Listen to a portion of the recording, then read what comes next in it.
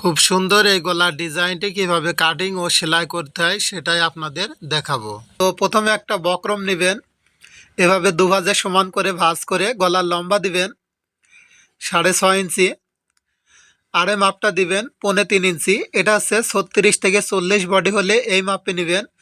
আর বাকি যে বডিগুলো হবে স্ক্রিনে দেখানো মাপ অনুযায়ী এভাবে সুন্দর করে চার কোণা একটা বক্স তৈরি করে নেবেন।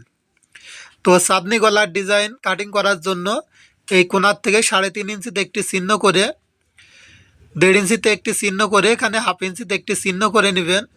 তো এভাবে সুন্দর করে ডট ডট দিয়ে চাঁদনি গলার ডিজাইনটা দাগ করে নেবেন। তো এখান থেকে হচ্ছে 1.5 ইঞ্চিতে একটি চিহ্ন করে নেবেন। তো এভাবে সুন্দর করে ডট ডট দিয়ে প্রথমে চাঁদনি গলাটা আর্ট করে নেবেন। তো এভাবে যখন আর্ট করা হয়ে যাবে, এখন হচ্ছে বাড়তি বক্রম নিতে হবে 1 ইঞ্চি। তো 1 ইঞ্চির বক্রমটা এভাবে সুন্দর করে দাগ করে নেবেন।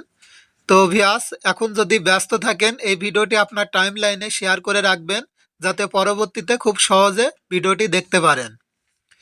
তো এরকম আরও নতুন নতুন ডিজাইন দেখার জন্য অবশ্যই এই পেজটি ফলো দিয়ে রাখবেন, সবার আগে নতুন নতুন ভিডিও দেখতে পাবেন।